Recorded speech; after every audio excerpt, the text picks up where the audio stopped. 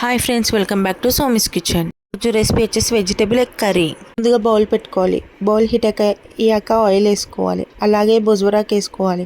బొజ్వరాకు fry అయ్యాక capsicum, వంకాయ, ఆలుగడ్డ, ఉల్లిగడ్డ, కరివేపాకు వేసుకొని ఆయిల్లో మంచిగా ఫ్రై చేసుకోవాలి.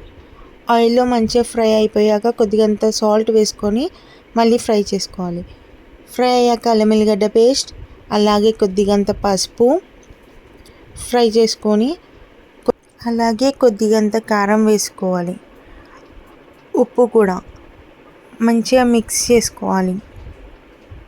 ఒక 2 minutes అలా మంచిగా కుక్ చేసుకోవాలి. కుక్ అయ్యాక హాట్ వాటర్ పోసుకోవాలి. కొన్ని కట్ చేసి పెట్టుకున్న టమాటో కూడా వేసుకొని మంచిగా మిక్స్ చేసుకోవాలి. టమాటో కుక్ అయ్యాక ధనియాల పొడి, జీలకర్ర పొడి వేసుకొని కొంచెం సేపు మిక్స్ చేసుకోవాలి. కొద్దిగంత ఆయిల్ పైకి వచ్చాక బాయిల్ చేసి పెట్టిన ఎగ్స్ వేసుకుంటే అయిపోతుంది. మన వెజిటేబుల్ ఎగ్ కర్రీ రెడీ.